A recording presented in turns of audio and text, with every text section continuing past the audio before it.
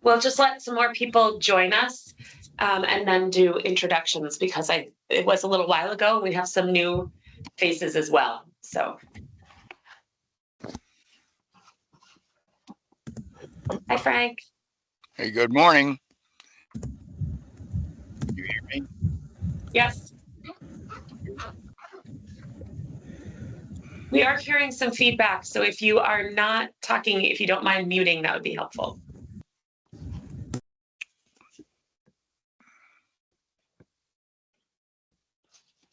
I never use Teams. How do I mute? There's a little microphone up in the upper right, just to the left of the leave button. Where? Thank you. Ah.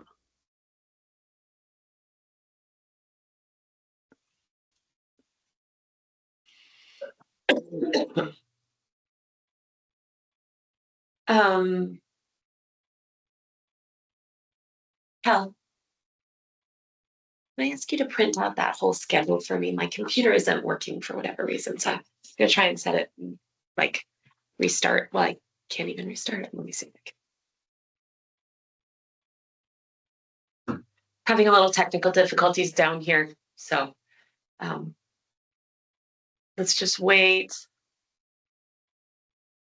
another 3 minutes, maybe.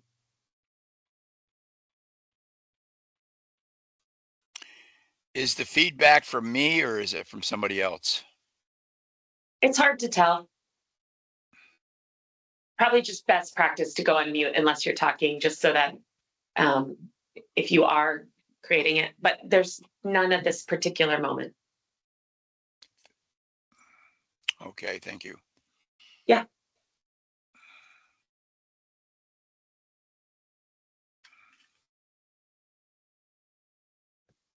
I may go off camera because my my feed is better if I don't have camera. Absolutely, Cynthia. Nice to see you. Or soon to hear you when you go off camera.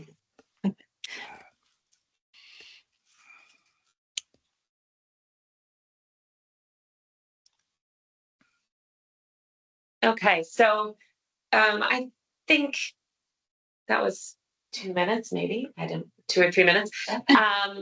Let's get started. I just want to start by saying this meeting is being recorded because that's now our requirement under open meeting law.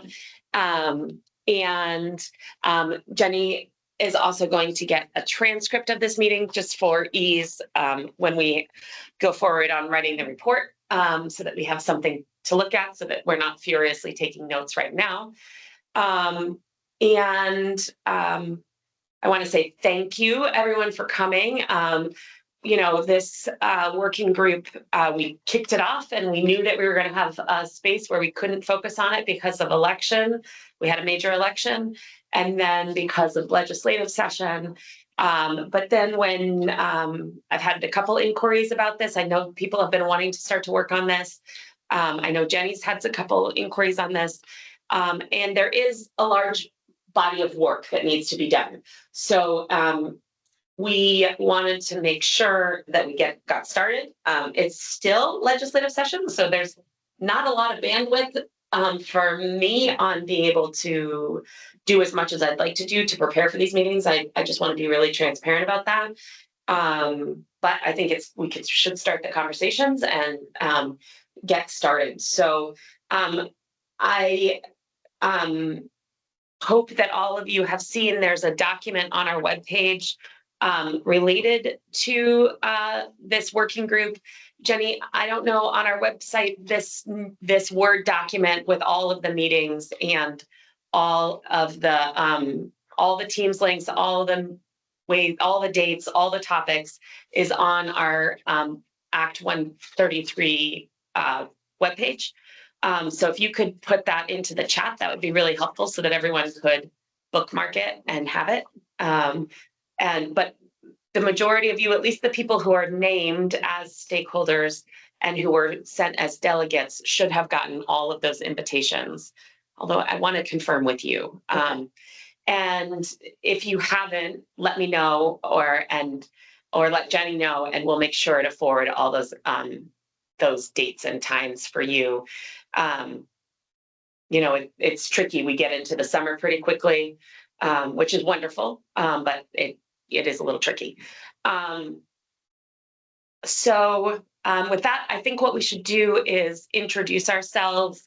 And because it is Friday and because it is sunny and because it is supposed to be somewhat warm and not biting wind, I think we should also say the thing that is giving us hope and joy as we're jumping into spring.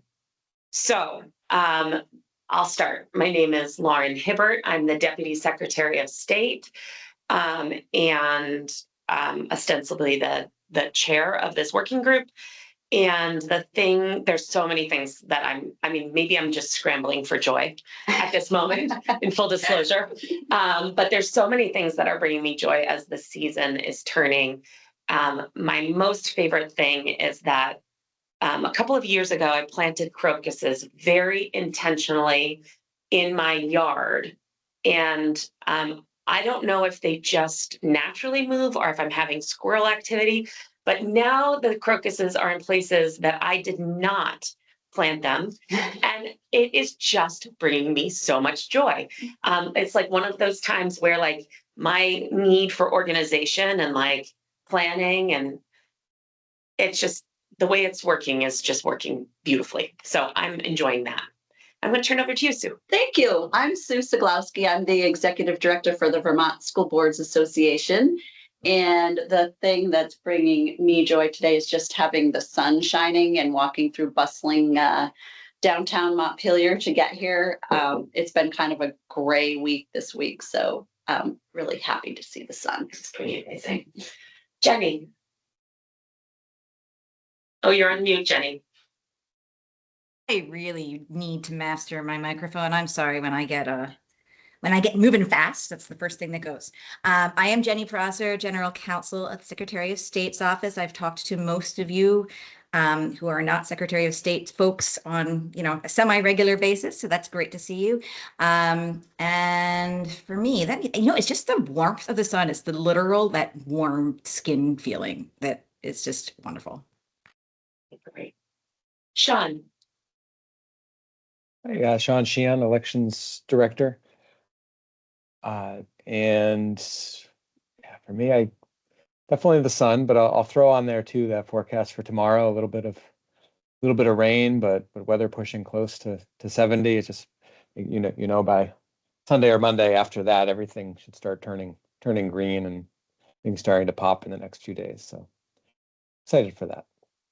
Very exciting. Megan. Good morning, folks. Can you hear me? Yes. Great. My name is Megan O'Rourke, and I work at CCTV Town Meeting TV in Burlington, Vermont. I think I signed myself up to take a workshop on planting a kitchen garden tonight. It's going to be led by one of my dearest, oldest friends. So that's hopeful and joyful. I'm thanking my past self for making a good choice for my Friday evening. And hopefully that will lead to many yummy meals in the future. Exactly. Laura. Hi, I'm Laura Cushman from Disability Rights Vermont. I think Lindsay has been in communication, but was not able to come today, so asked if I would come on her behalf and on Disability Rights Vermont's behalf. So Disability Rights present. I think that for me, I purchased a home at the end of the year that is a fixer-upper with a hoard. And so I have a million projects to do. And now that the weather is better, I can make some progress on the cleaning of the hoard and the fixing and the stuff. So I'm looking very much forward to like getting stuff done this spring.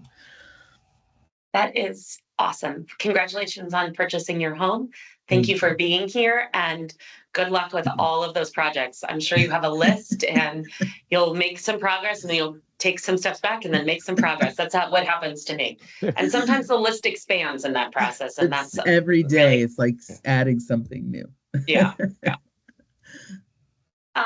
Frank. Hi, Sue. She's Hi, Frank. I'm from Paula, and I find myself explaining to various boards open meeting law repeatedly, and have knowledge of a neighborhood town I'm not going to rat out that during COVID did nothing where the law applied to COVID. They just did regular select board meetings. And so there was confusion out there. I can see areas where this could be simplified. I just got done looking at a video on entanglement theory and omnipresence. So there's no such thing as a past or a future. It's only happening right now, and we're part of the whole entire universe. So this should be fun. And is that your hope for spring? Well, is there a spring? Okay, well, I guess that we're going to lead it into some really deep questions here today. Andy. Sure.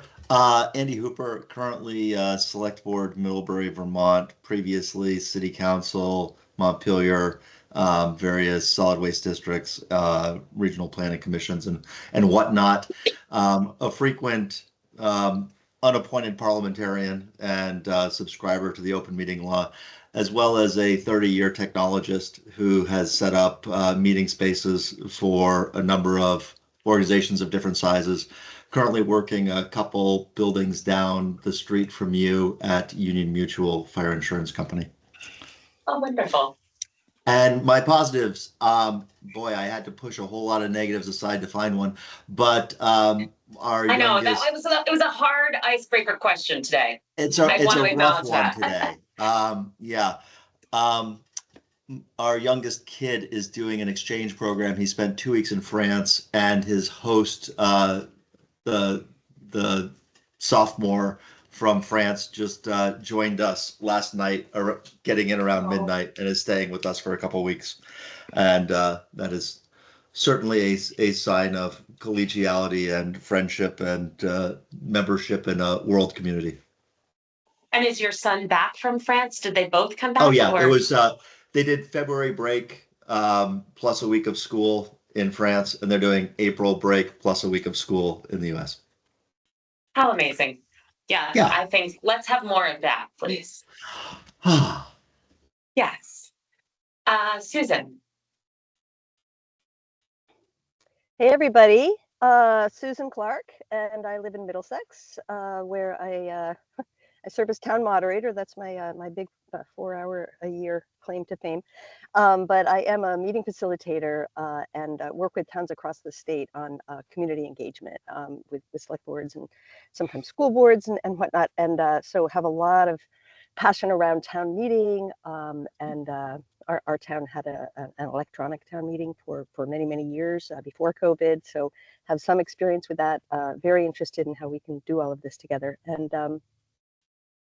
And I have to admit, I do not usually do this, but I jumped the gun on spring, and I am in Savannah right now, and where it is quite sunny and beautiful, but where unfortunately I am having to join you from the backseat of a car on a borrowed laptop with my family running around putting things in suitcases, and which it's been a really, really joyful week. I had my birthday this week and spent time with my family, and I had a 1-year-old, almost 2-year-old niece who was just everything was awe for her, and she was just amazed by the world, which made us all amazed by the world. So that I'm still riding a joyful high from hanging out with a toddler. So. Hey, love that. And I just was having coffee at Bohemian with a friend, and there was just the best toddlers there, like with like mud boots and, like clearly preparing to like sit in puddles and mud. And Yeah, that's so, their joy is so good. And so, they don't worry about the same things we do. And that's a wonderful thing. Robin. Hi, everyone. My name is Robin Palmer. I'm the Director of Civic and Voter Engagement at the Secretary of State's office. And I'm kind of just listening in for personal interest on this meeting, so I'll probably be pretty quiet, but I'm just happy to be allowed to join a bit. And I am really excited because we had our first CSA pickup and had salad last night that tasted so much better than winter salad, and it was a very nice sign of spring. Awesome. What was in your CSA, Robin? What did they have for you? We got lettuce mix, we got spinach, radishes, scallions. A fresh radish is so good. That's the truth. Cynthia. Okay. Hi, I'm in Thetford, and I am a self-appointed member of the public based focused on inclusivity and accountability. I was a Well, then you're in the right place. We want to talk about that. So welcome. Great. And I put together a welcome manual based on the stellar example by Susan. And it seems to be going over well. So basically, I just want to be here for my town so that I can bring what you guys are saying to them, and there's not much conflict about what we're supposed to be doing and how. Right. Well, welcome everybody. Oh, what are you looking for? Spring. Sorry. Oh, I'm sorry. I'm in my 4th year of building my house, so I'm very excited that I can now get out there and not risk chilblains to be continuing to work on it. Awesome. Frank, I didn't catch your last name.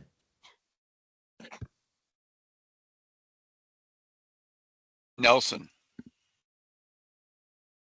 Thank you. Thank you.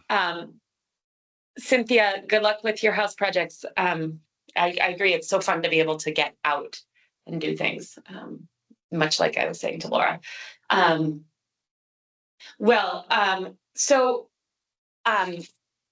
If you haven't, Jenny put the link in. Thank you, Jenny.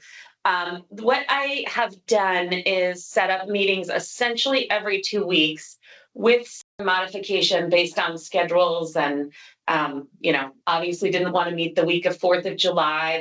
There were some things that were happening, adjustments. And we have these, I think we have 8, we have 7 official topics, and then the 8th topic is everything else that comes up. So that's a great catch-all. But what I've done is spread the topics over weeks, and I've tried to acknowledge that I think some of them are different in scope and size than others. And my hope is, at our first meeting, we talked about who are the primary stakeholders with each subgroup. So for instance, topic 1 is running effective and inclusive meetings. And that's really, we said in, I believe it was in November that we met, that the primary stakeholders were VAM, the Secretary of State's office, VMCTA, who we don't have representation from. Today, I need to reach out to them, and VLCTA, which Andy, you are a representative from them, right? And Susan, awesome, great. And just for the future minutes, it's VLCT, I think, not VLCTA, unless it's changed its name. Okay, yeah, it's just Vermont League of Cities and Towns. Yeah. Yes, right. I always want to put it because yes, quite right. I apologize. And so my hope is that as we get through these topics, the primary stakeholders will lead the conversation and the agenda on those topics, and or help me and Jenny create the agenda so that we make sure that we're addressing all the right topics. If you don't feel comfortable running the agenda. So that's why I wanted to put this all out into a schedule so people would know sort of when their time to shine. I mean, everyone should shine every meeting, but their time where I'm really looking to them to be the experts in the room, the leads in the room. And if you think that I have not given enough space to particular topics, let me know. But you'll see that the last official topic 7, which is initiatives for public participation, is scheduled right in the middle of August. And then funding it's just everywhere. And then wrap up of any topic is the end of August. And then September is continuing that conversation. My hope is that our team will be working on the report sort of simultaneously as these meetings are happening, so that we have at least a rough draft or an outline starting in September, and then we may want to meet more to talk about the actual report, and we can talk about how that looks. What if we want to do, who's the drafter and who has input into that report, and how to do that. So does anyone have any questions about the agenda or the way that I've outlined the topics? Megan? Maybe you just said this, but I got a whole list of dates from somebody else in your office. Are they the same as the ones that you just sent? Whole bunch of calendar invitations. Are they all the same? Yes, they're all the same. I just didn't want to go back through and check them all. Thank you. Yep, they're all the same. And you can also print off or review digitally that link that Jenny just posted that has all of the dates and has all of the Teams links and our physical location, because now we have to have both. And if you can't make one of these meetings, understanding that, or if someone else from your group comes but you don't come, all of them will be recorded and the recordings will be posted online. And there's a lot of people who are very interested in this space, and who I anticipate will be dipping in and out. So, we may have a different group of public members. We have official stakeholder group members, and then we have public members. Or members of the public who will have interest in participating. So anyone who's looking in the future will always have these posted on this Act 133 website until the conclusion of our work. And we will keep the recordings from previous meetings up. I know under the open meeting law, we're not required to have them up for the duration of time that we are intending to, but because of the scope and nature of this particular working group, we'll have these recordings up until our report is published, because then our report will be the official record of these meetings. So that is the plan. Is there any other questions on sort of the organizational structure and how we're thinking to do this? Frank? Yeah, I was wondering generally, because there's a lot of players here involved, what the expectations of everybody pretty much is, kind of what they might be expecting as an end result, or what they want in the process. I'm not familiar with everybody's points of view on in this format, in this meeting process. Well, Frank, what I'm going to suggest is that we don't put everyone on the spot to do that at this particular moment, because the topics are actually pretty diverse, and people's perspectives may be different on different topics. And I think that's why there was such a wide diversity of stakeholders assigned to this project. So, but I will answer from the Secretary of State's perspective, which is because I think I'm probably am the one who knew that this question would happen. So our goal, our job, is to flush out elements of public meetings, elections, annual meetings, school board meetings, state meetings, all the whole gamut of elections, annual meetings, public meetings, state, municipal, etc. There's a whole lot of issues involved, and that these are the topics that were too big, too weighty, and not easily solvable by legislation last year. So they all got put into this report, and our office made a commitment to the legislature to work with a diverse group of stakeholders, which we've assembled, so that we can get everybody's input on all of them, all the topics, and provide recommendations where we can to move forward. And some of those recommendations will be best practice guides or things that individual organizations will promulgate. For instance, I think our office will promulgate, perhaps in consultation with the league and with the clerks, how to run best practices for running an open meeting. Then I'm thinking, disability rights.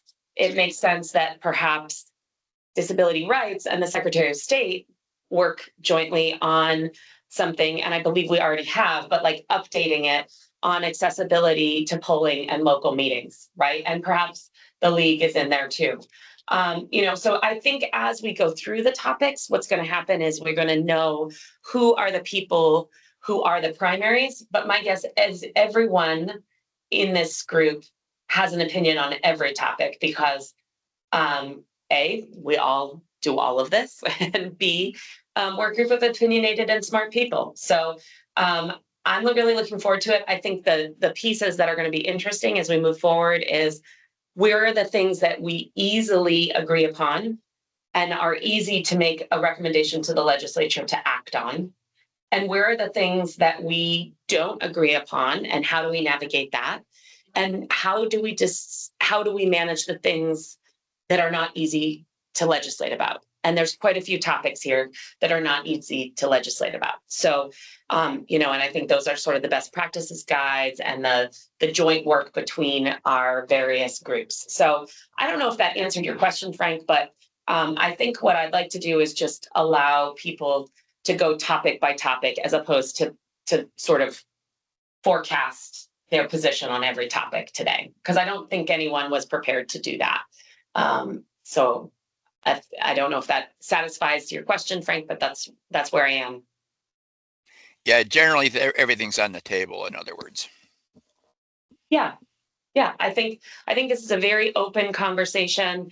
Unless we have a ton of public members and unless the conversation becomes unwieldy, I'm not anticipating that we'll close, have a space for public comment. I would like us to be able to engage all together at all times, but if that structure doesn't work, then we'll readjust. And I really want to make sure that everyone has equal opportunity to talk about all the topics. Susan. Okay. Great, thanks. I think that I had some sort of similar thoughts and questions. I did a couple of things. It sounds like you'd like everybody to talk together about all things at all times, which it sounds very open meeting law-ish. That's great. If there are particular topics that we have ideas about, you were saying like, okay, so the agenda item is X next time, and I have an idea about how to talk about that or things I want to make sure get brought up. Should I send my ideas to the full group to suggest these are things we could talk about next time? Or is it just easier to send them to the chair? So that's one sort of communication line that I wanted to check in on. Another question I had was just, I was rereading the draft minutes from last time, and there were a couple of things that I'm interested in. I think maybe the League of Cities and Towns is interested in, where we didn't get noted down as specific interests. And I didn't know if I should add that in now or later, or if it matters, because they're just draft minutes. And it sounds like, and the third, could I add a third question? Just like, um, talking between ourselves between meetings, it sounds like that's something that's we're not going to be doing, or like like if there's like, oh, here's a thing that the league and the town clerks need to work on, you know, a naughty issue or something like that. Is it a good idea or a bad idea to have conversations about that? I think to your last question, that's a good idea, and I'm asking for that to happen, because if there's places that we can do work outside of this, you know, we're not an official board. We're not, there's no quorum of us. So I think that it's okay if we do have conversations as groups offline. But what, and I think we need to, I think, you know, if the league and the Clerks Association are all really interested in annual meeting, I'm going to go with annual meeting, and whether that can become hybrid and whether we can do electronic voting, right, at annual meeting. Then yeah, I think that should be talked about ahead of time. And then we can have a conversation about it as a big group. And if you have ideas on the way that the agenda should be, or you want to lead the meeting, which would even be better, then I would ask that you send those ideas to Jenny Prosser, so that we can start, you know, she can start consolidating those ideas and keeping track of them. You can also send them to me, but I will immediately send them to Jenny. So that would work really well for our office. And Susan, I think there was a third question there, which was if you are interested in a topic that you were not noted on, or if we missed you in November, that's totally fine. Just let Jenny know. And we want, I mean, I think we're really all here because we really have an input on every single one of these topics. I just, in November, what we were trying to do was just note who would be the primary leads on a topic, but it's in no way exclusive. And in fact, I want it to be, as to our mandate, as inclusive as possible. So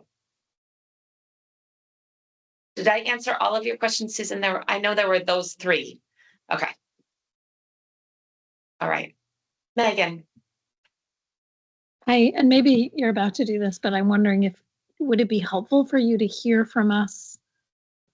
Like if we do a go around to say, you know, what we're hoping to make sure is included in the end study, if not specific answers to the topics. I know you have this is a big list, but I'm wondering if that would be interesting feedback for you and Jenny to collect, unless you already feel like you have that. I do not feel like I have that. And if the group, the named stakeholders feel ready to do that, then I am completely open to that.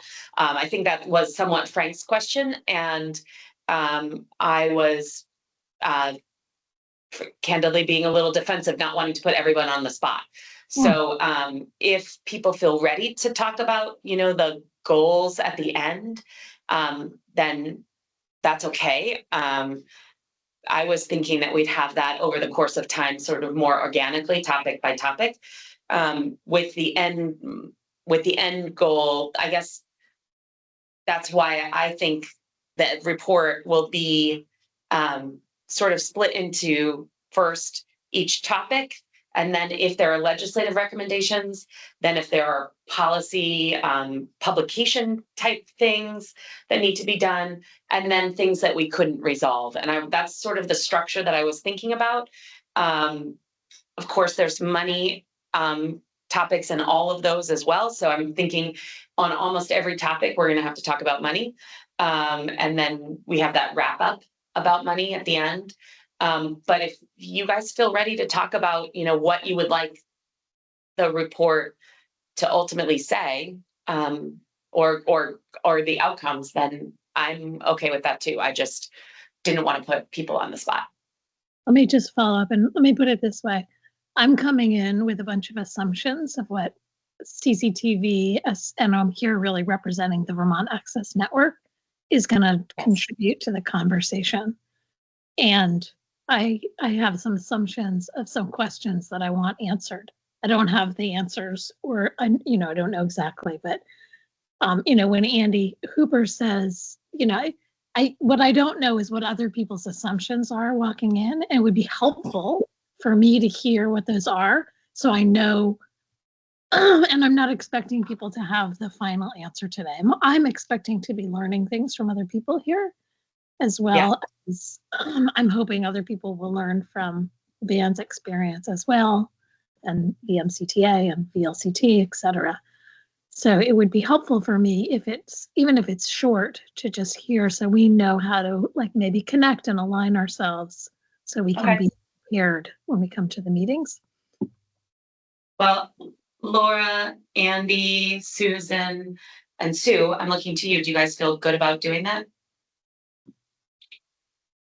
Okay. Laura? Okay. Yeah, I could do that. Sure. Okay. What, Sure. sorry, Laura. Oh, just, yeah, sure. Okay. I mean, we're talking question general. Is that right? Sorry. What Yes. Generally? The question is what we, as a member of the working group, want to add to the conversation or hope will come out of the conversation. Okay. Yes. Good synopsis of the question. So Megan, why don't you go first, since it's your question? Model what you'd like answered. Okay. And thanks, Laura, for I'm going to use you as the person who can frame up what I say, short and sweet. So the Vermont Access Network, as folks may or may not know, provides hybrid meeting support, in some cases archiving support, to municipalities around the state based on cable franchise areas. So that means we don't meet all of the municipalities in the state. And our goal as VAN is to provide some options, some various options for making meetings accessible. We have a strong desire to make sure that what we've learned during COVID can be implemented around the state and can grow. And we recognize that there are different limitations, both technical capacity, capability, awareness, interest, political will, and cost. And so what we want to do is provide some experience. We have folks that work in all regions of the state to share both our stories on that. And then a second side to that, besides the hybrid meeting support, is this question of archiving meetings. And I will say transparently that I believe at this point in our technical life that we can begin to archive meeting content in full for a longer period of time with metadata attached, so that people can access those meetings. And Van has some experience doing that in fits and starts and in different ways with video content, which I know is a tricky business. So those are the things that we hope to bring, and I hope to connect with other folks on the technical aspect. So this preserving accessibility and making access to meetings so people don't have to drive 2 hours in a snowstorm. We can pivot quickly in a pandemic, but also folks who might want to just beam in and see what's going on with their camera off can do that as well. So that's what we hope to bring. I'm not sure if I got everything there, so don't hold me to it. There may be, obviously I want to learn. This is a firm commitment, Megan. No, of course. That applies to everyone answering this question. And there may be things that develop that you can't even anticipate right now. So exactly. Thanks. Laura. Sure. I think that at least, my understanding, Disability Rights Vermont is hoping for all of those best practices, inclusivity, accessibility, and the protection of the rights of people with disabilities across the board. and whatever way our voice can add to the conversation to make sure that we're not forgetting anybody or any possible means of access.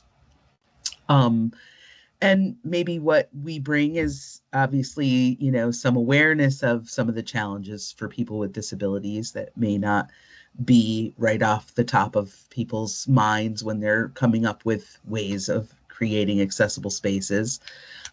We also, Disability Rights Vermont does the accessibility surveys for the state of Vermont. So we have almost completed over the last number of years a survey of every polling place.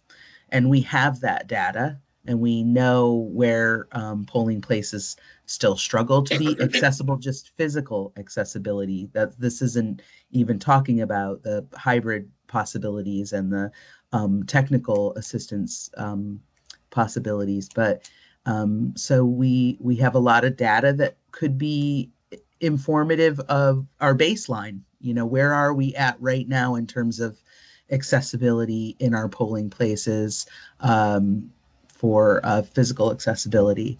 And then, so maybe we can add some of that information. And we do a lot of voter outreach to our communities with disabilities, to our incarcerated community members, and we participated in a bunch of voter outreach through at some of the local hotel voucher program hotels this year. So maybe have some information that we can add in terms of, how to improve voter turnout and things like that. So, Thank you, you're Laura. welcome. And I should have said this with Megan as well, but I think both of you as stakeholders have such valuable input to us and expertise to us, particularly those of us who are very much in just the government space. We need your voices. So I'm very grateful you're here. Thank you. Andy and or Susan, Andy, I see you had some food delivery, which is the best thing about coming to a meeting from home. That's like phenomenal. I love it. I want to know what you're eating, of course, if you feel comfortable disclosing, but what are your It's goals? a lovely scramble with pico and feta and a toasted tortilla to go with it. My wife is a professor at the college, and her classes this semester are Monday through Wednesday, so she often gets to work from home Thursday and Friday. I work in Montpelier 1 or 2 days a week, and I'm often in our second smaller home office when I'm here. Anyway, awesome. Getting to the question at hand, which I think is a good one. It's nice to kind of have a little sense of the perspective that we're bringing here. Again, I've been working in technology for 30 years. I started running a dial-up ISP in rural Alaska after college, and then moved back to Vermont. And one of my first jobs was doing tech support for smaller municipalities that didn't have any on-site IT. And my hope is that, as Megan was saying, right, we can come up with kind of like a small, medium, and large best practices so that everyone gets on board meeting it, and that the path to step up your sophistication and the services you deliver is clear as well. There is very little capacity in the solid waste districts in the smaller towns for technology and for technology burdens. The amount where each little department is buying their licenses by ones and by twos, and it's just so haphazard versus what you see in the private sector space is sad and inefficient. And however much clarity and kind of cookie cutter approach we can provide, I think is going to be very helpful. Yeah, I agree. And I also think we need to be talking as a state about how to are there ways that we can do contracting where municipalities can, we have a bulk contract and municipalities can opt in on. I also think we need to be talking about, if the expectations of small bodies are increasing, we need to talk about how we fund that. Because this is all for the public good. The expectations, if they're going to be universal, need to be, we need to take into account the capacity to pay for things that For cost sure. the same. We haven't, it's like Vermont has to do all of these things that California has to do, but they have so much more money, but we have to buy the exact same software that California needs to buy. And so the costs are the same for Vermont and California. And there's just, that's sort of like Calais and Burlington, Sure. just on a different scale. One other little comment. Megan, I want to very much thank CCTV. We just got Drew Darrow working for MCTV a couple months ago. And what a treat. He is fantastic.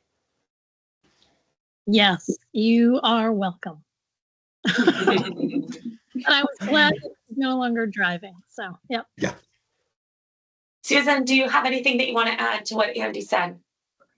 Yeah, I love the small, medium, and large concept. I do think Vermont is so, our communities are so diverse in terms of the way they organize themselves. And I mean, from far away, it looks like Vermont's, we're all alike. And of course, we all know that that's not true.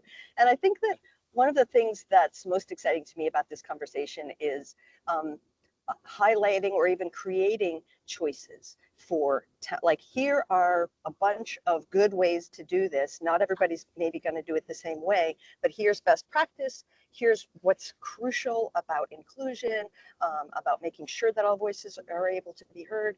And so meet these and hear lots of different possible ways to do it. So that, to me, that's what's great about this conversation, because I sort of see I think one of the things that a theme I think that will be running through our conversations is in terms of democracy, the quantity, we want as much access as we can. We want democratic quantity. We want as many people involved. We want people to feel welcome. We want to lower, reduce, eliminate barriers to participation. And we also want that democratic quality. We want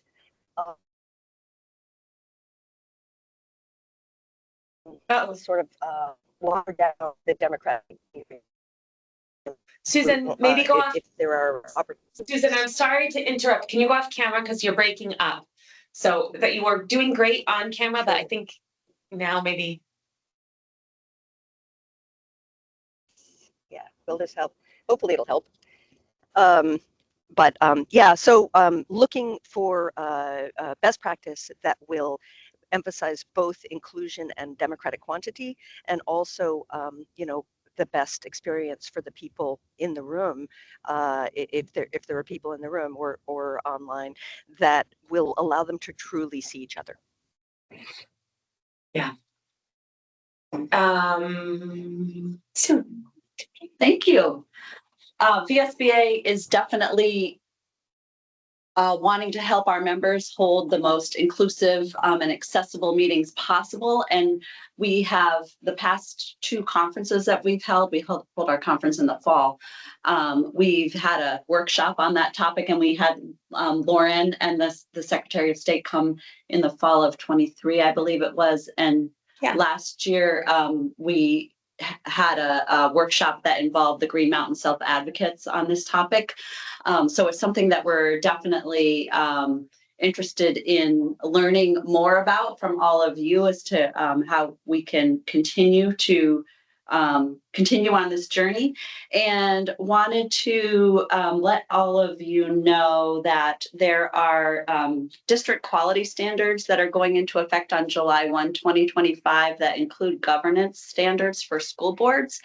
And I sent the link to Lauren, so you can provide it to everyone if you like. But one of the under governance priorities, boards are going to be required to follow an inclusive process to invite and incorporate community input into the vision and goals for the school system. And then under protocols, they have to evaluate the effectiveness of their community engagement and public communication efforts.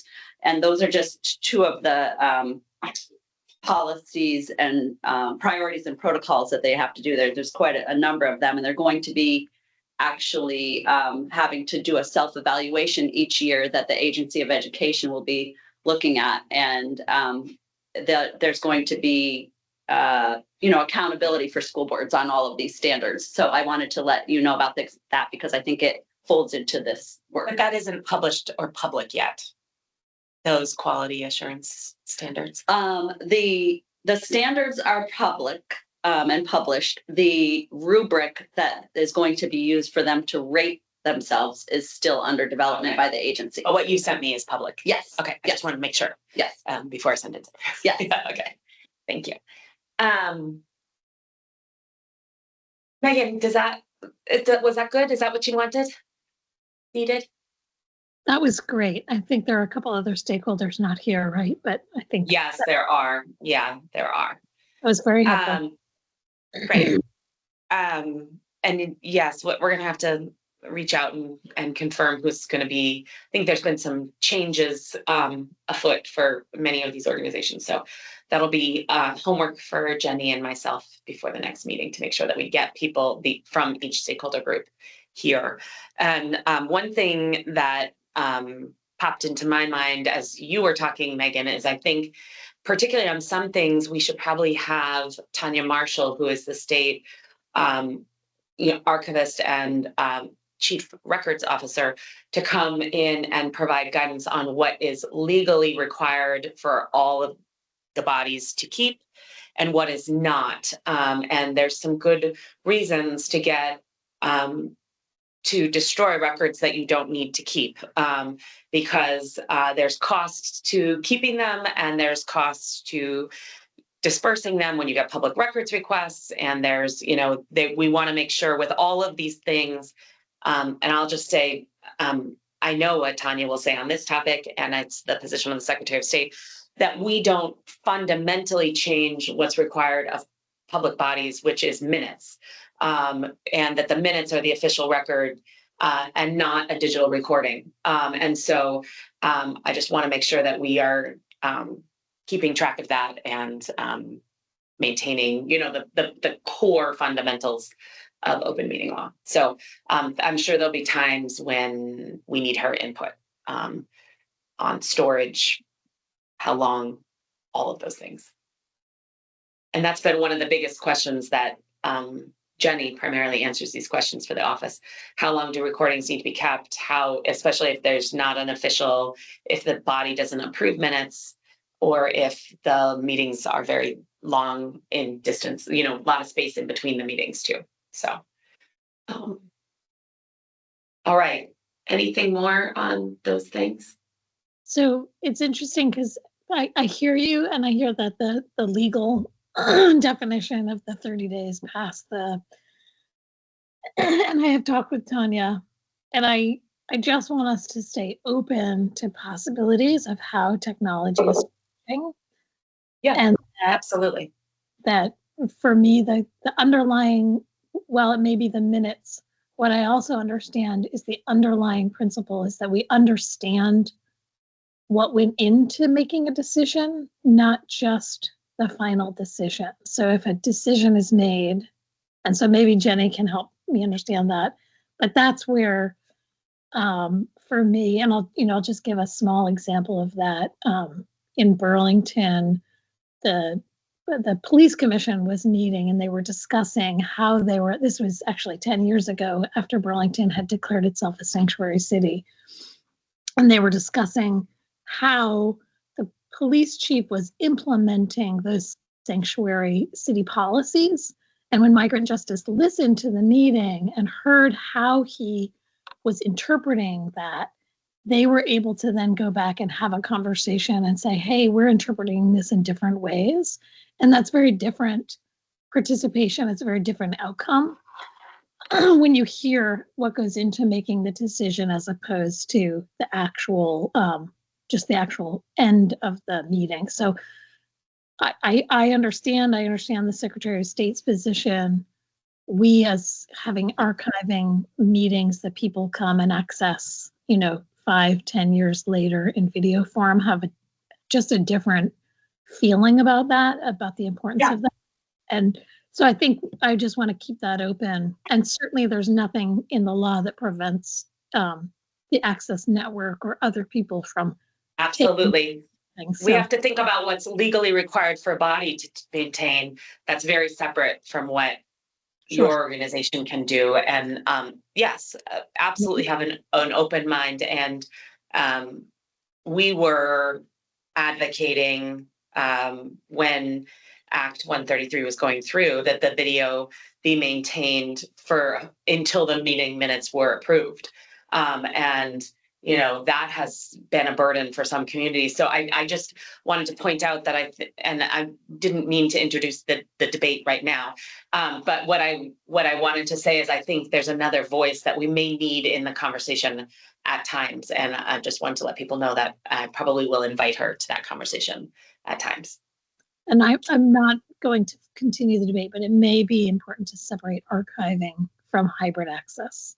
So we may just want to make sure those are two separate topics when we get to discuss it. So because I think they have different parts, but thank you.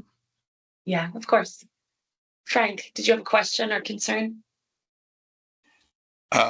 Yeah, my background, I have an extensive background in technology. I, for example, wrote the white paper for VMware before they were actually a product, and a big open source person, and worked with training of people, staff on technology. And you always have to aim at the lowest common denominator, individual, as to how you're going to ramp things up, because you can't leave somebody behind. So you start with that premise that you're going to be dealing with someone who's not getting it as quickly as somebody else maybe, which is in the disability range, and it's also humanity. So I was really focused on keeping it simple, stupid, not, because we can, maybe not, we should, maybe that doesn't mean we should. And the word must, when it showed up in the language, was interesting, because what if must can't happen from a technological perspective, or because of staffing? You sometimes have in town offices, for example, somebody who can run the meeting, but if that meeting person suddenly isn't available, then can the meeting continue without the training of somebody else to fill in? And so how can the state facilitate an easier technological jump for everybody on a standardized basis is something that is, I have a little Asperger's. I can go into very long detail, but I'm not going to now. You can thank me for that. Ask Susan about that.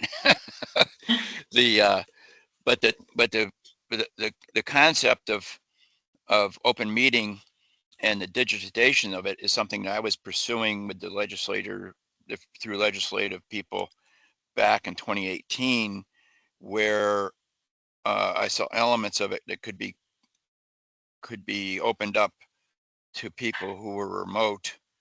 And then all of a sudden COVID hit, and they had to scramble to do essentially what I was trying to advocate in 2018.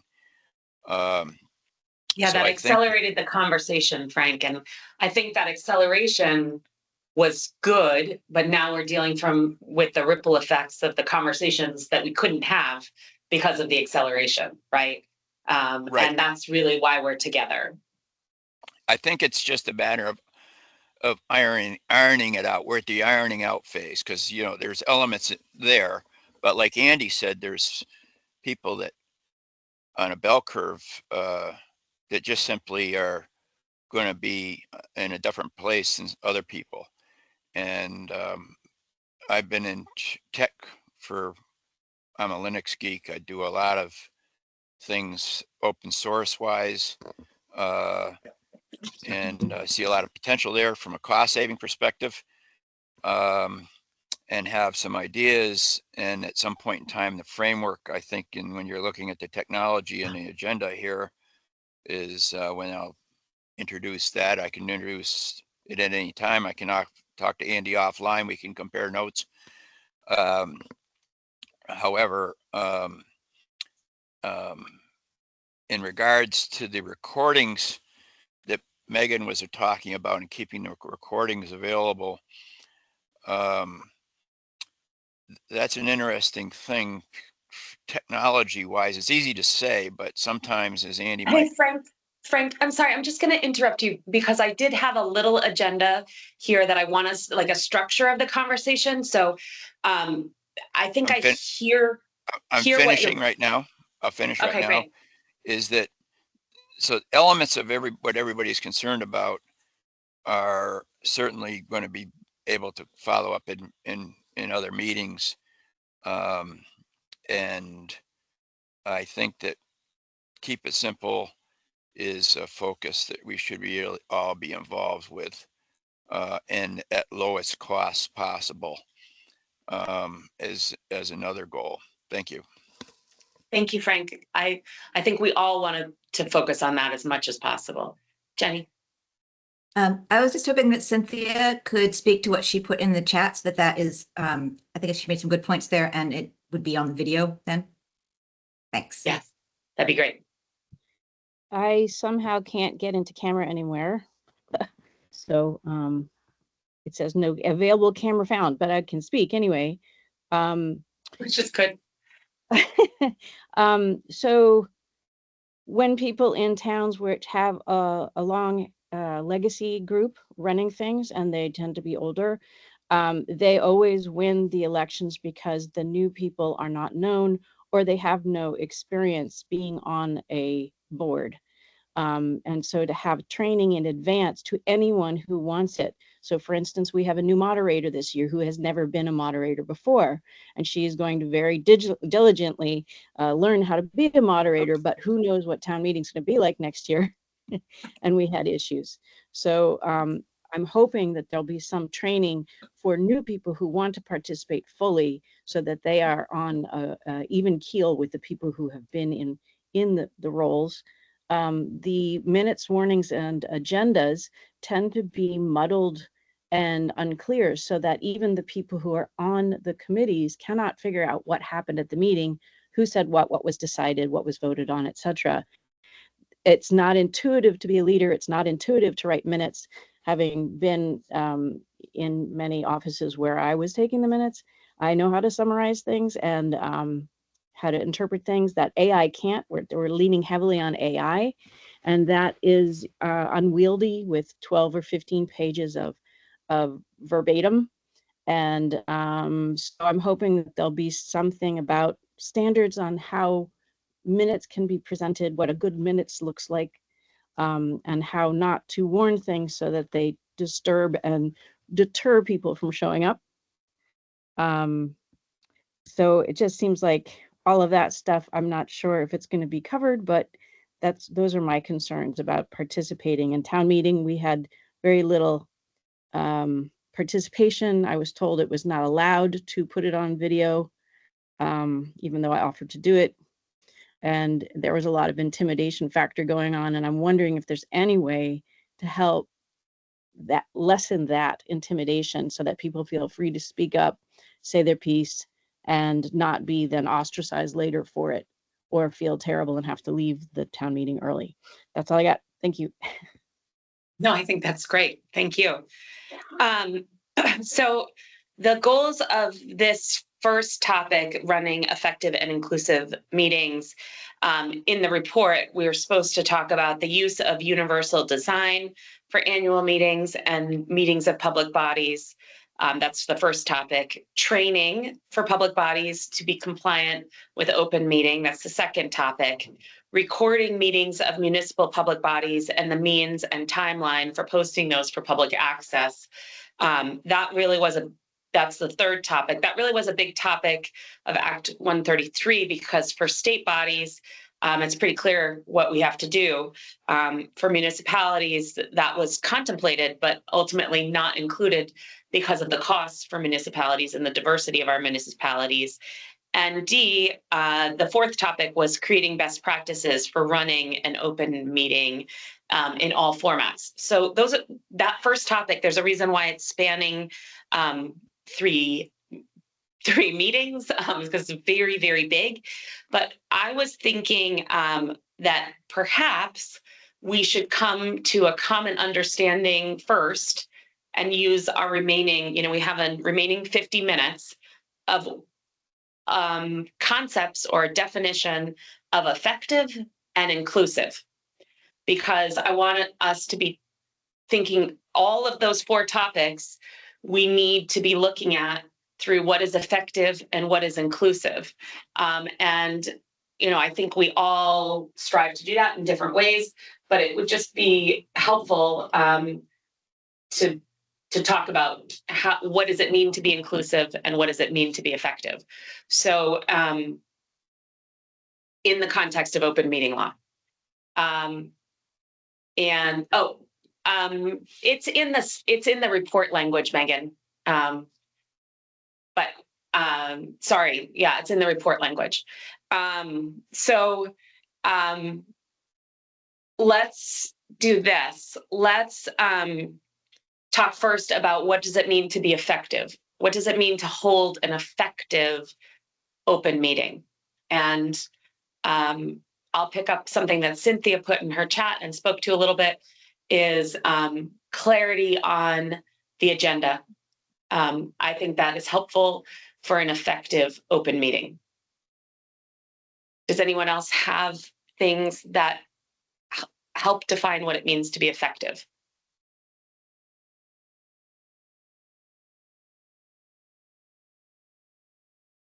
I guess I would just follow up on what you just said, Lauren, and say that I think what that means is that the public is able to understand what is going to be just covered at that meeting.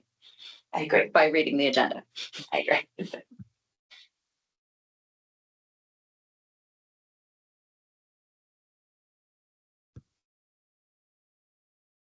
Cynthia? Quite specifically, so lately in the planning commission meetings, we're going to be talking about article 5.6 level paragraph 3, whatever. Nobody knows what that means, and it takes 3 or 4 or 5 clicks to figure out what it means. And so sometimes I will take it upon myself to say, hey, if anybody's interested in daycare facilities or bed and breakfast, or whatever it is that actually those paragraphs regard to go beyond the bureaucracy speak and to actually make it plain. That's specifically effective agendas. Plain language. Plain language. Yeah.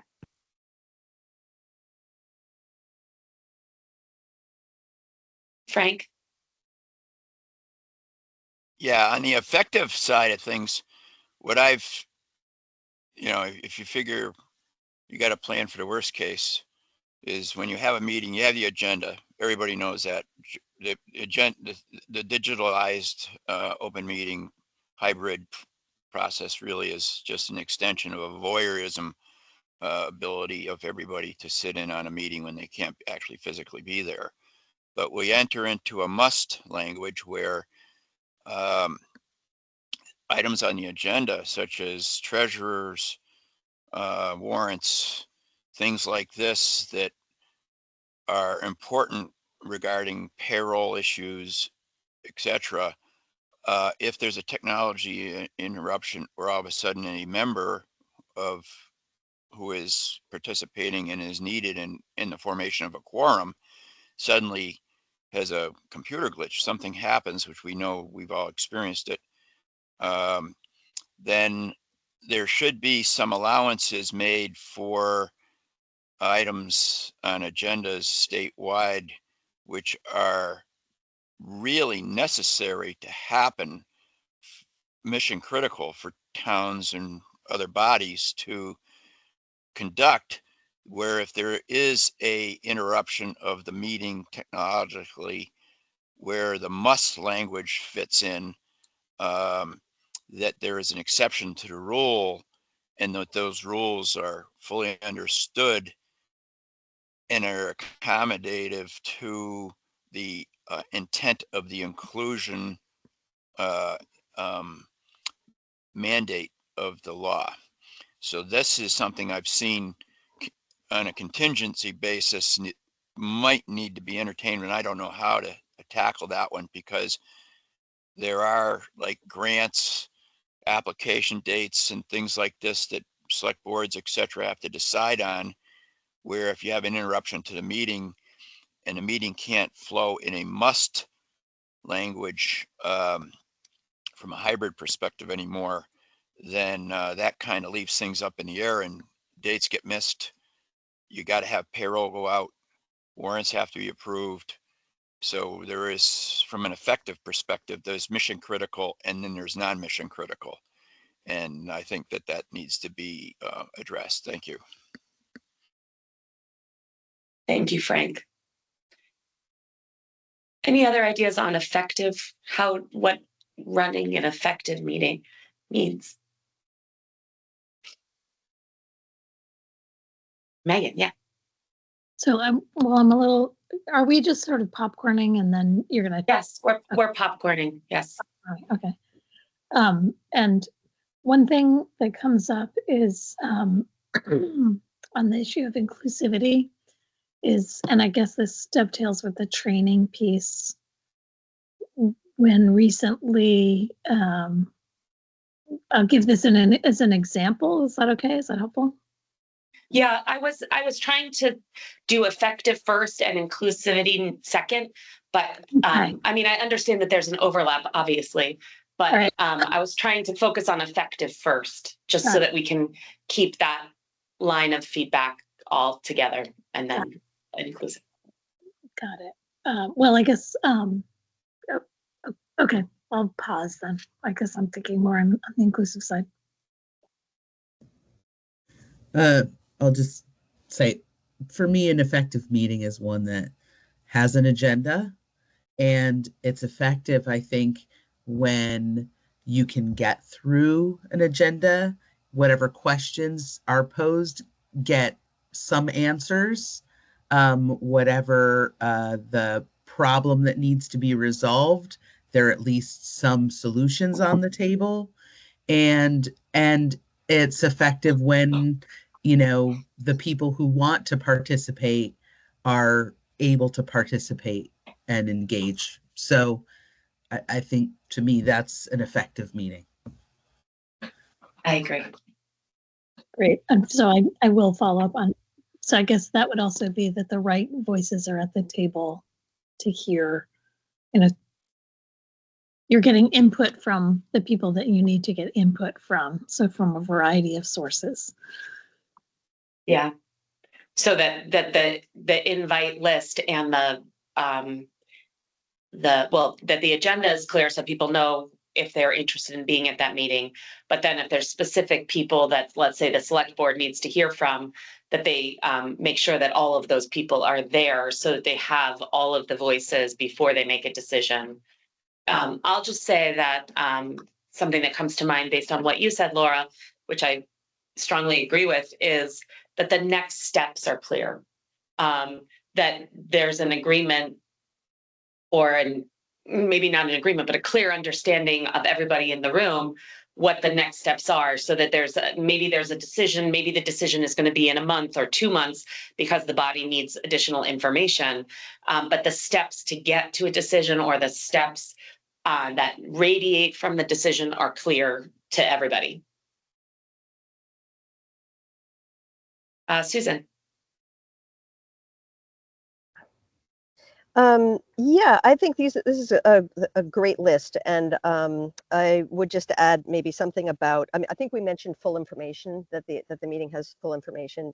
Everybody there has access to the information that they need, and effective use of people's time. So time management, a good use of time, basically making it worth people's time, and really that has to do with well facilitated. I mean, it's a meeting has to have somebody who can set up the agenda and facilitate it well.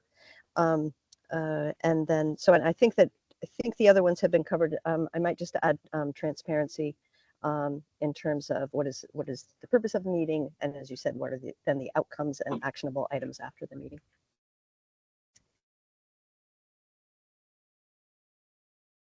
I would love to have meetings like that. Me too. All of them. Anything else on effective?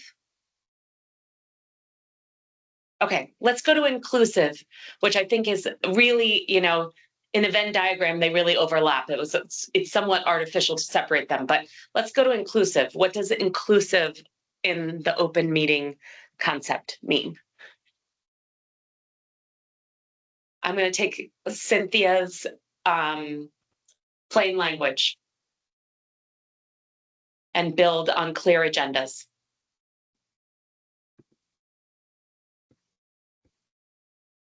Cynthia. So on the clear language, we all know that when you're in a particular discipline in government or as an architect or whatever your discipline is, that there's a particular language that is used. And the language that is used in that discipline often precludes other people who don't know that language from participating. Right? True. So Yeah. shortcuts and acronyms and things like that. Again, that's another piece of the plain language. Thanks. It's very well, I'll say you guys will see, because at some point you're going to watch me type, I'm sure. I'm dyslexic and I get all acronyms wrong, which is why I put an A on the league's acronym, because I hate acronyms and I'm dyslexic. And so as soon as there's a whole bunch of letters and or jargon, I get very intimidated, because I am a reasonably smart person. But this is a world that never will work for me. And that's okay. But as it gets very jargony or very acronym full, or having to go, I mean, I am a lawyer, so I'm good at researching things, but if I were not, I'd be very intimidated by having to dig deep into law to understand what a body was going to talk about. So yes, I agree. Plain language and less jargon. As a form of kindness. Yeah, and necessity. Yeah. Sean. Yeah, I'd say back on the Venn diagram part with the effectiveness, I think what you and Susan and so many others were saying about that clarity of purpose of the meeting being, is it to make a decision here? Is it to gather more information to make a decision at the next meeting? I think that kind of planning and clear communication out for when decisions will be made, when they should be made, feeds into the inclusiveness part, particularly if there's a real effort made to say, this is going to be our target for 2 meetings from now. Who do we need to bring to the table whose voice isn't heard? Because that's usually going to take a couple of meetings. You're going to pull in some people who you think might relate to it, and they're going to think of people that and groups that that you hadn't thought of before. So I think there needs to be that kind of conscious effort, and the more those decisions can be telegraphed out, and doesn't always work. Sometimes decisions come flying up and need to be made fast, but wherever possible, if that can be a principle, I think it helps with inclusivity. Yeah. Cynthia, I just noticed your comment in the chat, and I just want to add it vocally because we are doing a transcript. And I believe it goes into effective category, which is that members arrive prepared, having done their homework. I just wanted that to be noted on the recording. Anything else in accessibility? Or, yeah, inclusivity. Inclusivity. Yeah. Well, let me say, I believe accessibility is part of inclusivity, but yes. Sue. I was just going to mention reduction of barriers for people to be able to attend the meeting. Yes. And that can be physical, digital, logistical, all types of barriers, Mm-hmm. right? Yeah. Frank. Of course, Andy would agree. We're talking about the technological aspects of this. as foundational to the expansion into the hybrid arena. And other than that, inclusiveness is, the town of Pollitt had an inclusive statement put on its webpage during those periods of time. And I brought up that really it's an extension of two words, peace and love. And as long as we're all involved with that as our foundation to our interaction with other people, we know we're going to have a good outcome. And being inclusive is really that, and no matter what, should never be compromised, in my opinion, especially because we're entering into a world where we have a lot of people in the spectrum, which I discovered in recent years that in the Asperger spectrum. That if anybody interacts with me, beware, because I will go on, and I don't recognize it. And so we're dealing with, from the disability aspect of things, people who will be attending meetings in a greater rate if the numbers of the expansion in the future of the people population-wise who are in the spectrum. We have to understand that the peace and love aspect of this has to accommodate everybody. And I think that as long as we keep that as our goal, we can't go wrong. Thank you. Thank you. Megan, you had your hand up, but I wasn't sure if you wanted. Oh, she looks like she's maybe talking to somebody else. Jenny, you were next.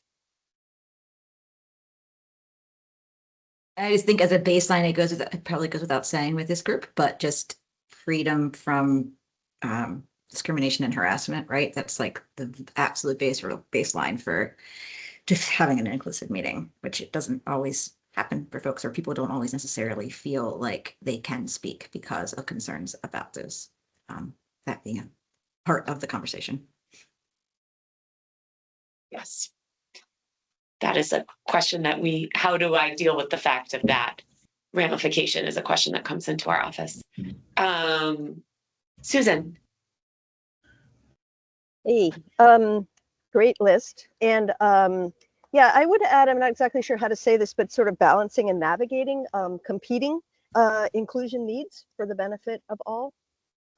Just a quick example that comes to mind for me is I was working with the town of Jericho, which had a hybrid town meeting this year, which was really cool. So interesting. We'll probably have to have them in.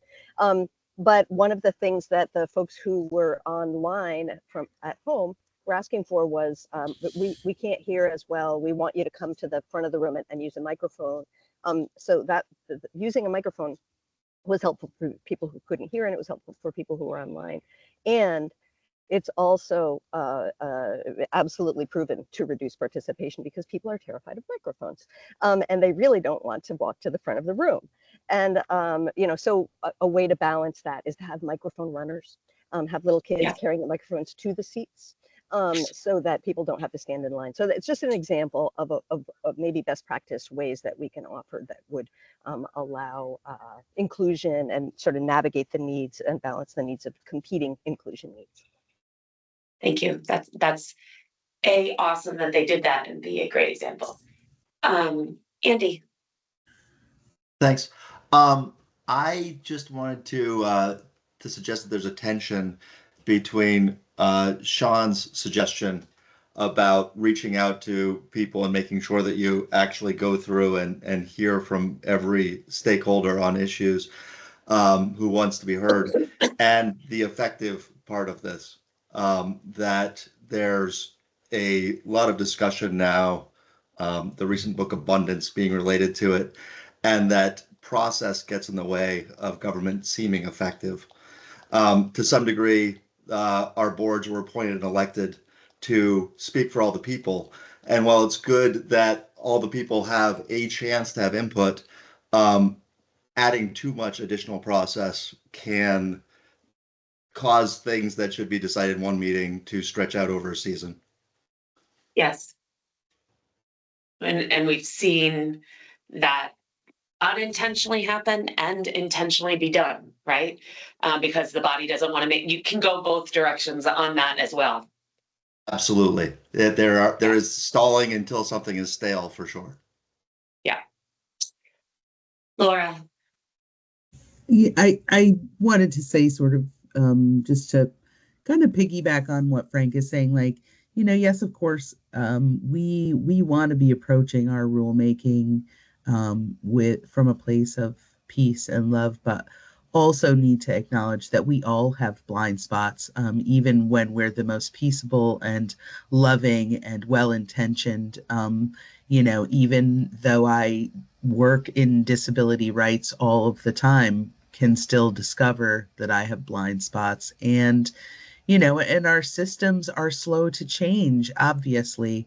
We've had websites and state and local governments intending to be inclusive and slowly but surely have been adding ways to be more inclusive. But, it took till 2024 for us to have a final rule governing website accessibility.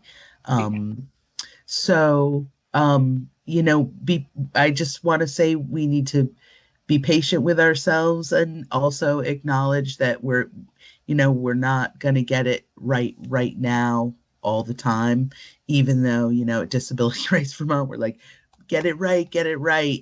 It's imperative that we get it right now for our community members with disabilities. But, I believe in everybody's good intentions. So. Yeah, I like that, and I would sort of summarize that as like, be okay saying you got it wrong, and have humility about that, and that requires grace on all sides, but probably most for ourselves. Megan. I may have missed it, but translation services that are available, assisted devices. I know in Burlington City Hall and Contois, they had assisted listening devices, but I'm not sure if they're still there or if they're connected to the hybrid system. Makes me wonder about that. And then I think about, the Anti-Defamation League has some good ideas around the running of meetings in the wake of divisiveness. Certainly in Essex Junction and in Burlington City Council, there were incidences, and I know it happened around the state, of neo-Nazi groups using the public meeting time as a way to spread some pretty nasty, really just outright anti-Semitic, racist stuff. And the Essex Junction wanted us to remove those from the recordings, and we're like, no, it's part of the public. It's part of the public. Was part of the public meeting, so we can't. It's not Zoom bombing. It was an actual use of the. What is the word that I'm thinking of? The public. The public comment. Public comment period. Thank you.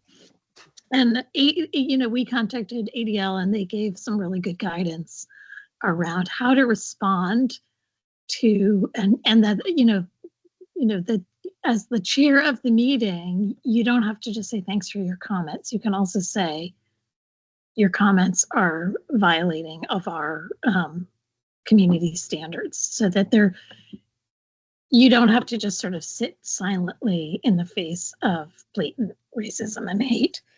And I know that's a funny And maybe line making to your walk. maybe making your community standards public and known to everyone. Not that you have to say them at the beginning of the meeting every time, but they're known to everyone walking into the meeting. Yeah. So that the chair has the support to say that, right? There you go. Thank you for helping to summarize that. Yeah. Well, I just was, I think that's a question for me, because I wasn't trying to summarize you. Actually, I was just trying to say, like, I don't know that everybody has community standards.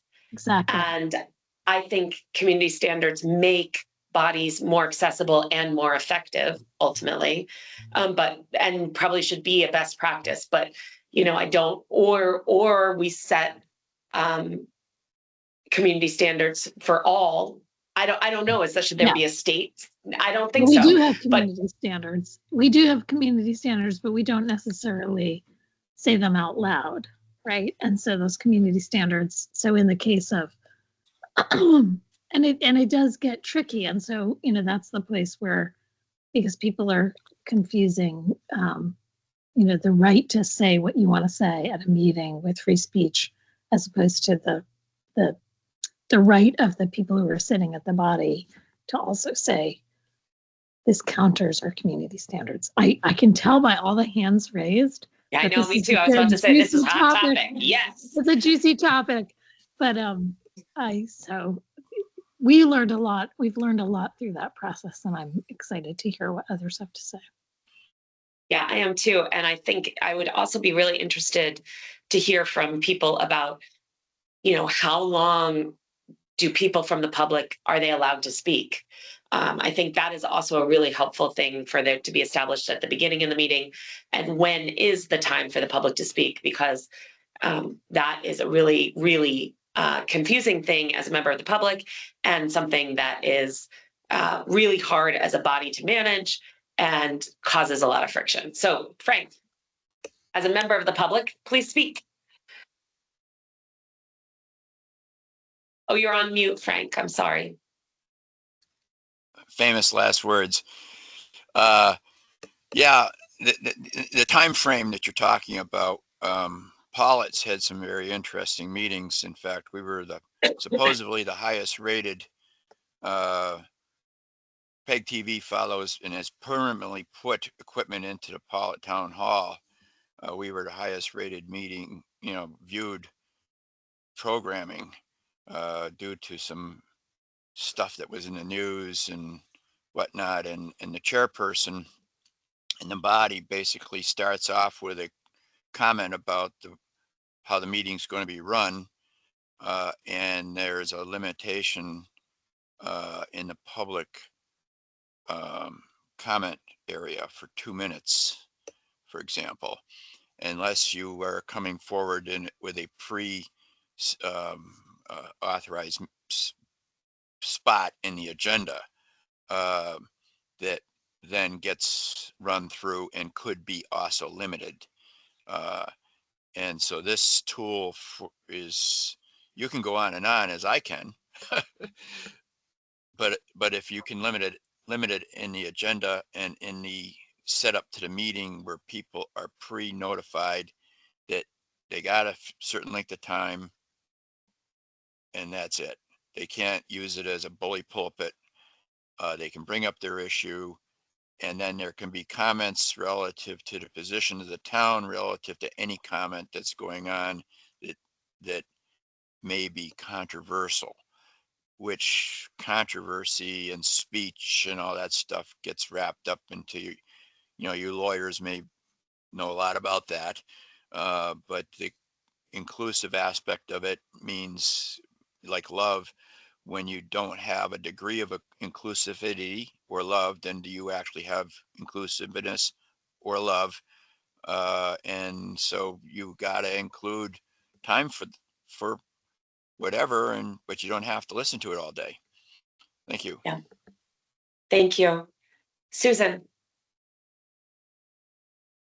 Yeah, let's see here. Yeah, I was recently reviewing the Vermont League of Cities and Towns effective and legal meetings handbook or toolkit, I think it was, that they put together, and they actually do talk about some specific guidance on community standards, and in fact, starting meetings with going over ground rules.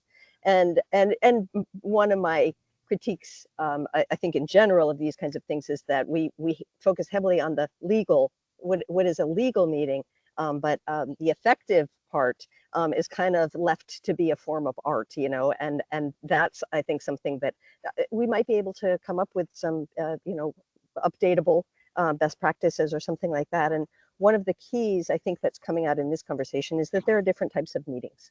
There are different types of meetings, and we as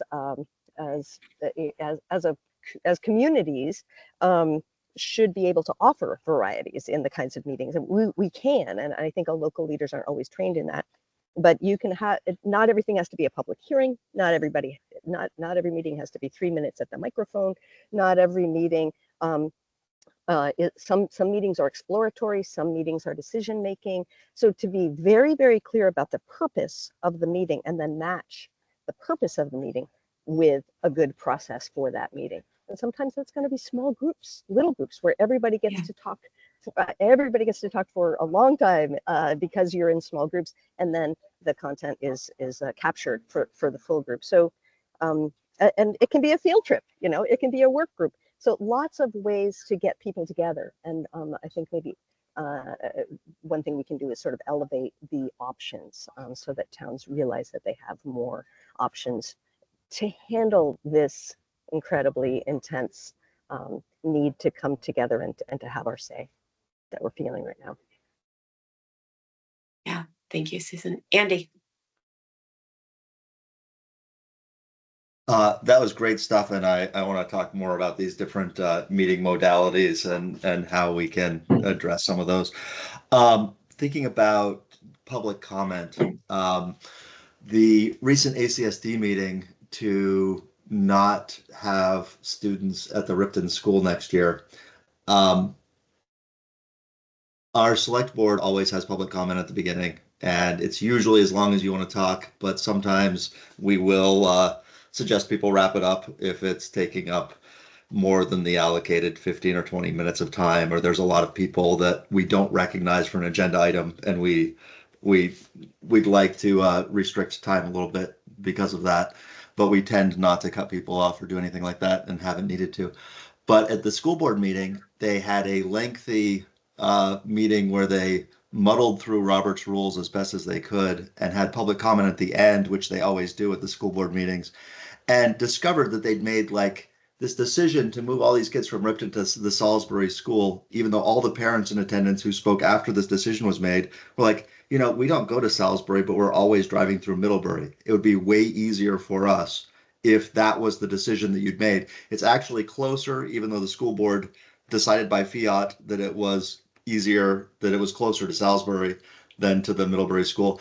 And just the timing at which the public participation happened completely left real useful voices out of the decision that was made at a very important meeting.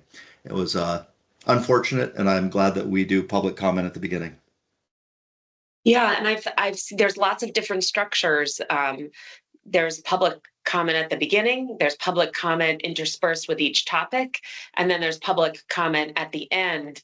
And you know, just anecdotally, when bodies decide to do public comment at the end, most people who provide public comment feel like the decision making, their opinion didn't matter to the body, right?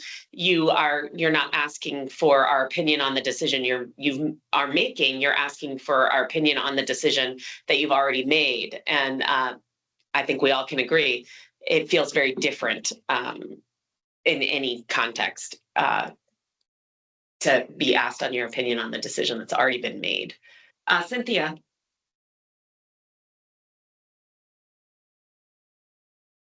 Cynthia. I often put stuff in the chat because my brain is such that I lose what I was saying very quickly. So excuse for the little chat on the side. Organization, no, it's helpful. Organization of the meeting.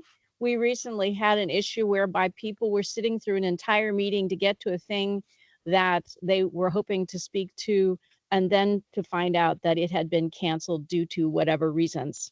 And so there was many irked people at that meeting. So organization of how it's laid out. The agenda.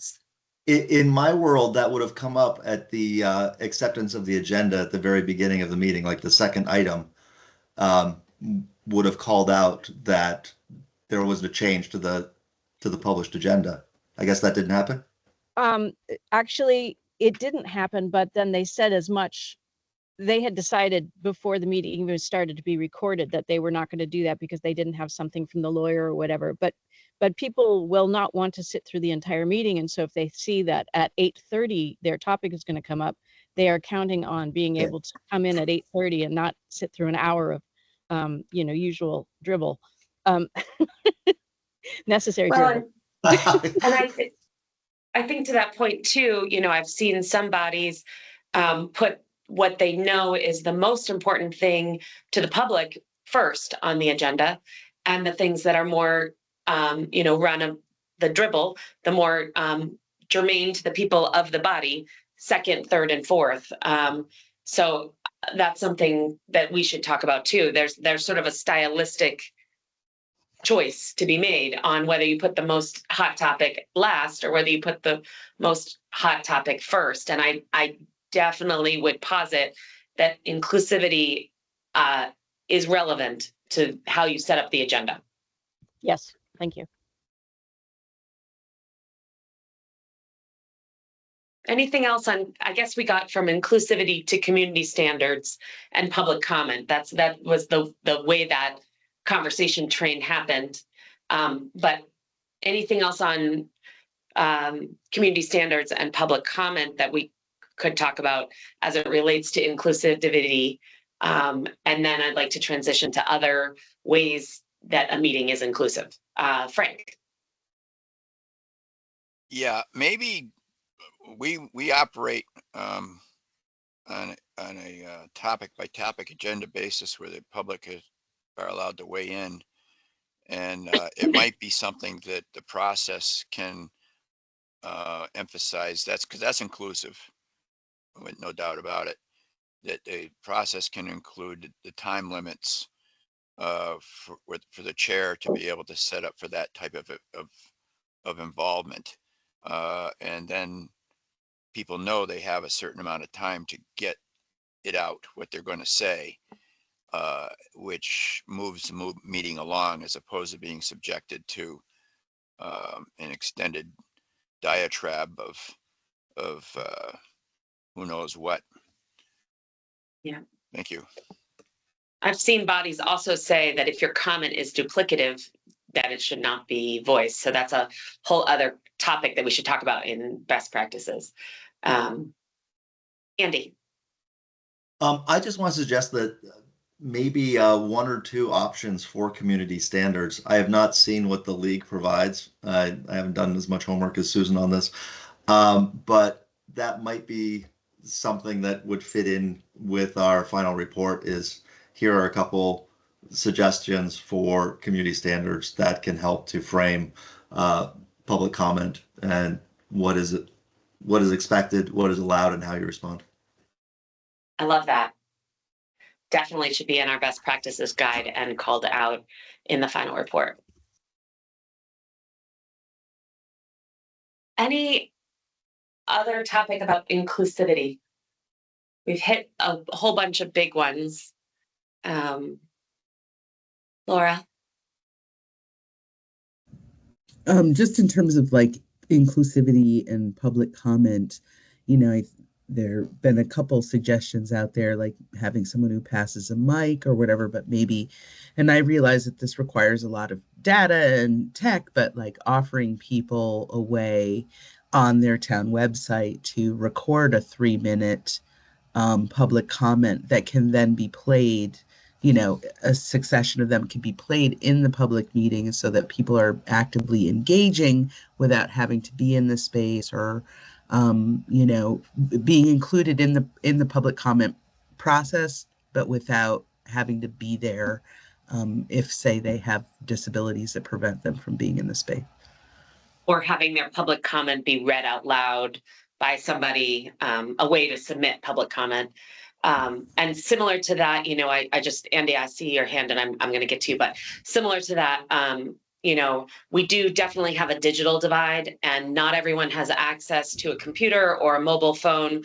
Like I unfortunately have 2 iPhones, like not everybody has that. So I think it's important too, that there's an ability to call into a meeting and that as part of inclusivity that people identify who they are as they're talking, so that people who are, which we have not been doing, but we also don't have anyone just on a phone here.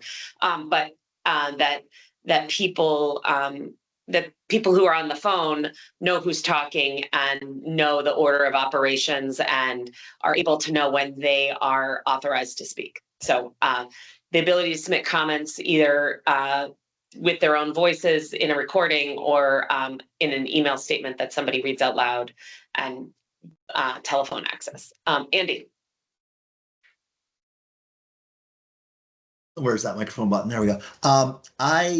I worry a little bit about encouraging video presentation into open meetings for the digital divide thing, as well as there's already, right, anything that's addressed to the board is published in the packet that's available to everyone, is often called out as the acceptance of the consent agenda or whatever the format for that is in each town. My initial response to that is not entirely positive. That's all. Yeah. Thank you. And I think maybe what maybe underlying this is, and we have talked about a little bit, is the tension, and Frank's talked about it quite a bit, the tension of public comment and the length of public comment and the accessibility of public comment with efficient. And those two, yes, they overlap, but they also are in tension frequently, particularly when there's something difficult that needs to be talked about. Frank. Attempting not to be redundant, is that we have handicap accessibility access to buildings. What we're talking about is handicap accessibility and universal accessibility to these meetings on an inclusive basis. And so some people are going to simply have, due to who they are, may not fit within the rules. So there has to be exceptions to the rules and a process to accommodate those individuals equally, from the peace and love framework type of concept. So that becomes not potentially rule-based, but it becomes more of a sensibility-based type of decision, where if you create guidelines that are too strict, that doesn't allow for that free flow and adjustment and recognition, then we box ourselves into a corner essentially. So we have to keep open to all comers, as Laura was saying, and how to do that becomes challenging when somebody has a more difficult time getting something out that they want to say, versus somebody else who can be concise and say it very quickly. Thank you. Yeah. Thank you, Frank. And I just want to make sure, I guess for the record, and I'm not the expert here, Laura is, there are definitely some very strict legal requirements for public bodies to make sure that the buildings are accessible. I just want that to be really clear. And I don't think we're meeting that always. And we probably need to talk very openly about that and talk about how to fix that, because that there are very clear guidelines, both state and federal, on what is required for public buildings and public meetings and accessibility. So Laura, I don't want to step on your space, but I want that record to be clear. And I hope I didn't step on your toes. Okay, I didn't step on Laura's toes, for the record.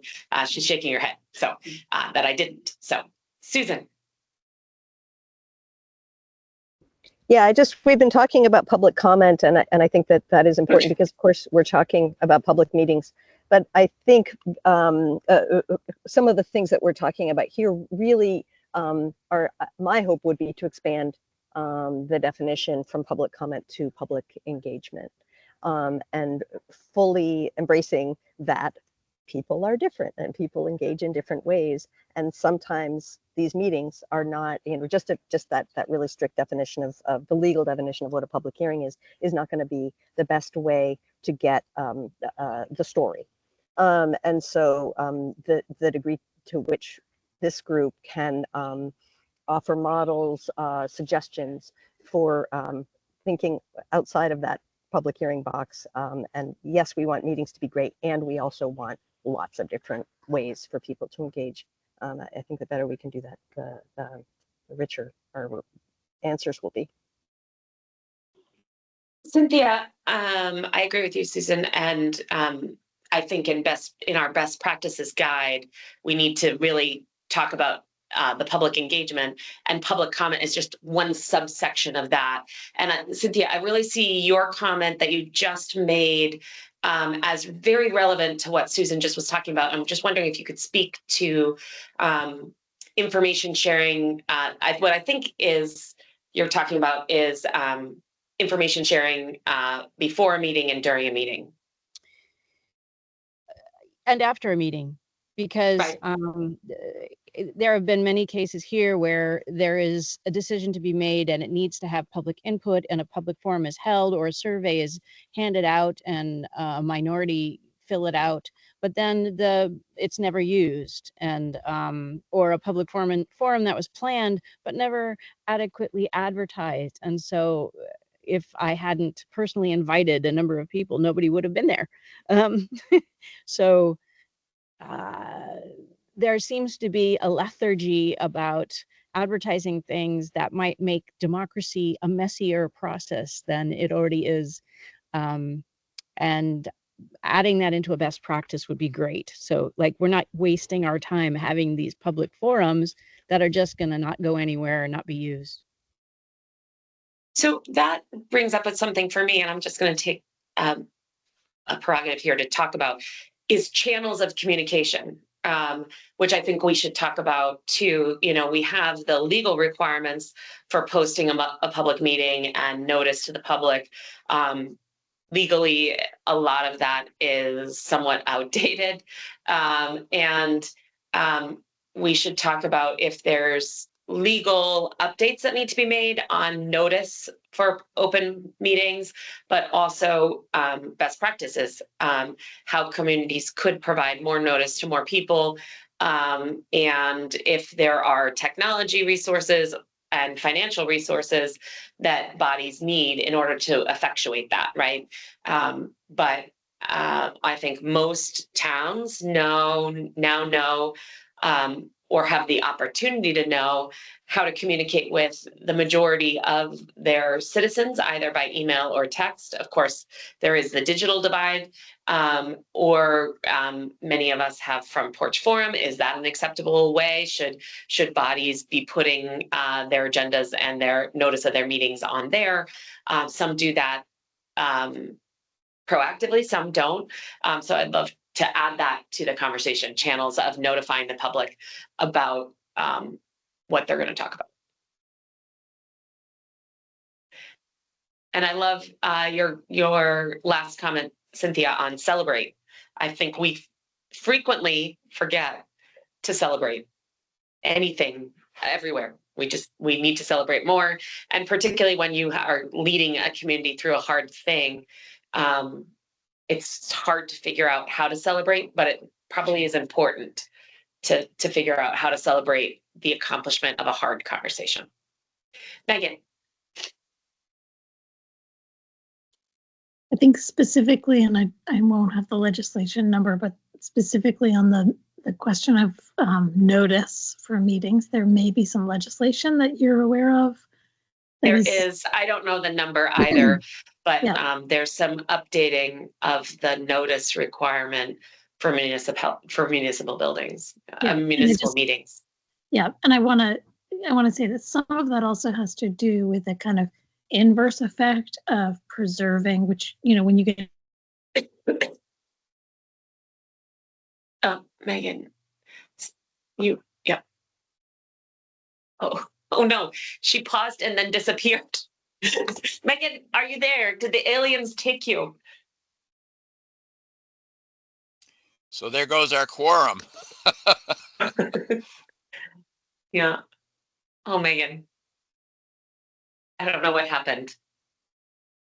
I don't want to be a conspiracy theorist, but she did go blank and then she was gone.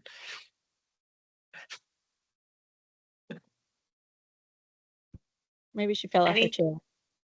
I hope not. Where were we?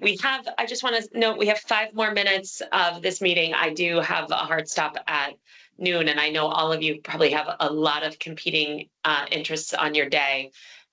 So maybe while we wait for Megan to return, and hopefully she does, that I just want to say that in the spirit of all the things that we're talking about, I am really Wait, you're not unclear. Wait, You are are you hearing me here. still? I'm here. We're Yes, hearing you. Oh, were you hearing me the whole time? Because my computer died.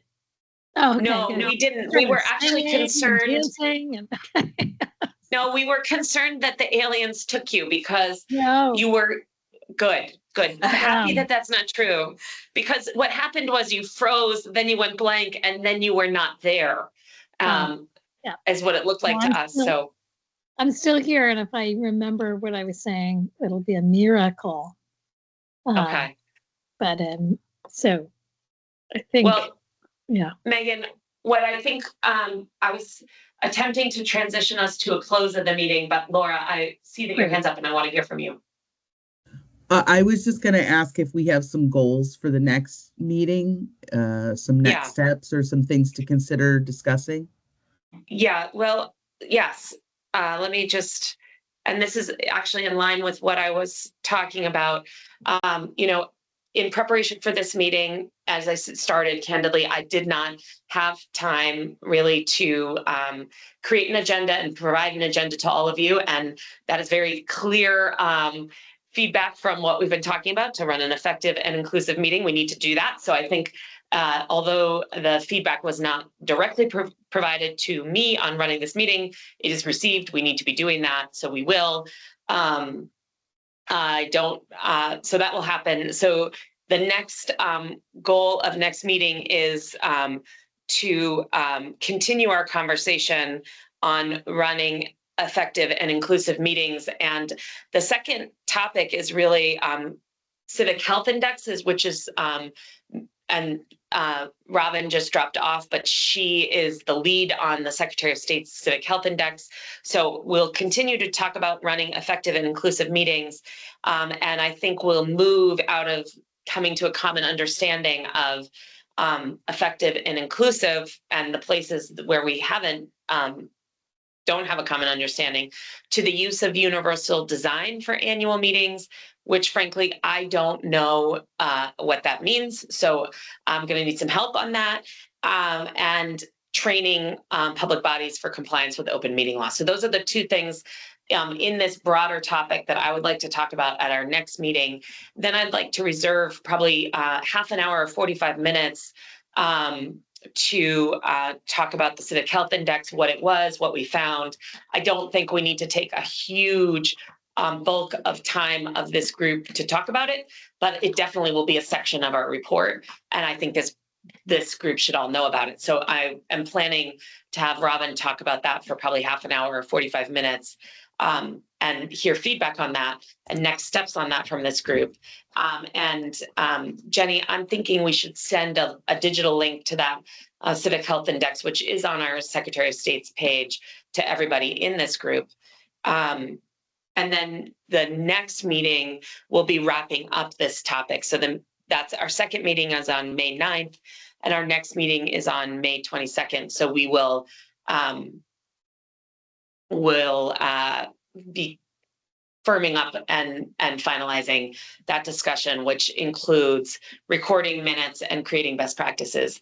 I think we're probably going to have a subgroup on the creating best practices that will continue and be building that as we go, because I just don't see how we're going to be able to draft best practices as a group in these meetings on the timeline that we have. And then we'll have to come back as a group to talk about the draft and the changes. But I don't see how we can do that in a group way. And I'm seeing some acknowledgement that yes, thank you, that's accurate. But that was my thought. Laura. Sorry, I didn't hear what you said. The two things was use of universal design for open meetings. And what was the next thing you said? The next thing was training of public bodies on open meeting law. Yeah. Frank. Yeah, on the recording issues, There's a haves and haves not that Andy probably can confer. Yeah, agree Frank, with. I'm gonna stop us. Sorry, I don't want to interrupt you, but I'm trying to wrap up because I need to get to another meeting. And the recording we're gonna do not at the next meeting, but on May 22nd. So if you have ideas on that, please email them to Jenny. But I do need us to wrap up this meeting just because I've taken up a Okay. lot of everybody's time and I have another meeting as well. Okay, thank you very much. We'll do that. And I'll talk to Andy maybe in the interim. Great. Appreciate it. Thank you so much, everyone. I really appreciate your time and input. It's been a wonderful conversation. Thank you. Thank Thank you. you. Great job. Welcome.